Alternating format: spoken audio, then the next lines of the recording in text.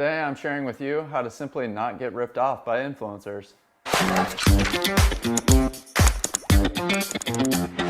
So today I will be going and taking you through some of the best practices, and luckily for you at home you will not be seeing a lot of my face, but it will be showing some slides here showing up on the screen. Some of the best practices for how to not get ripped off from an influencer. Basically, aka how to negotiate with an influencer or an agent to effectively get what you want and to really know what you're doing so that you don't get ripped off, so that you don't spend a ton of money to not get anything in return, where you see that gap is really wide. So this slide will pop up here. So best practices, what you're seeing on the left is 4 different things that you want to look for or consider when negotiating. On the right is just simply some best practices as well, but just overall, you want to be clear and upfront. Understand that rates are not concrete. It is still very much the wild, wild west in influencer marketing out there. You have, especially when dealing with micro-influencers, influencers from the 10 to 100,000 follower range, you have maybe a 10,000 follower count influencer with an agent. And then you might have someone who has 100,000 and they're managing themselves. It's all across the board, and that 10,000 influencer might be getting rates of 1,000 per story, and that 100,000 might do something for free. So it's really across the board, so that's why you have to understand that rates are not concrete. What we would suggest is starting at free product when offering to work with an influencer. And this will make sense in a little bit. But what I want to focus on is on the left. Number 1, size and engagement. What tier of influencer are you speaking with? Are you talking with micros, the ones I just defined? Are you talking with kind of a mid-tier influencer, maybe 100 to 300,000? Are you talking with a macro influencer, 300,000 plus, or maybe a mega celebrity? Who are you talking to? You got to know who you're talking to right up front if you're going to negotiate effectively. Number 2, what are you asking them to do? Now, I'm going to back up a little bit. We're talking about influencers that you're wanting to contract with. The difference in the painting the picture is, number 1, if you're just simply sending them products and you want to DM them and get their address and maybe ask them to post for free, although we would never suggest that, that is a very entirely different conversation than one that you're actually willing to spend money on. So those deliverables and what you're asking them to do is very important to understand. And also on the influencer or agent side, all they're thinking is time is money. So how much time will this take for my client or for myself to produce this content? Number 3, usage rights. Is it all channels? Is it just social media only?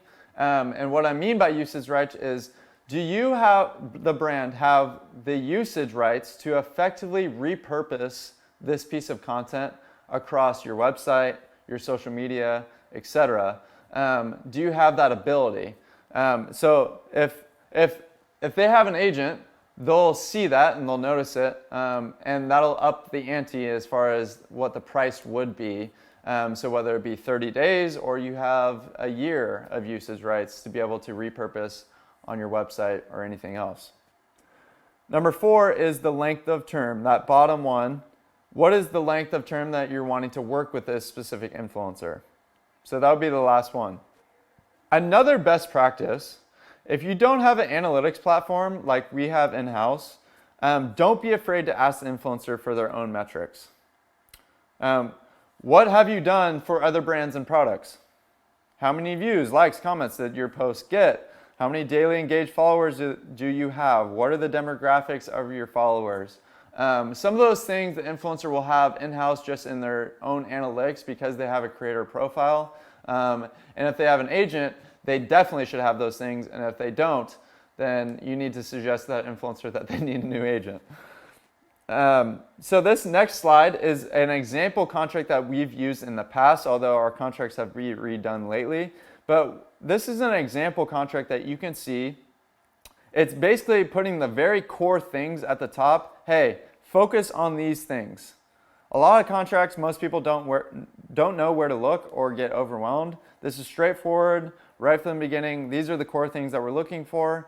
We agree to one Instagram story video with a minimum of one 50-second frame promoting blank or the client.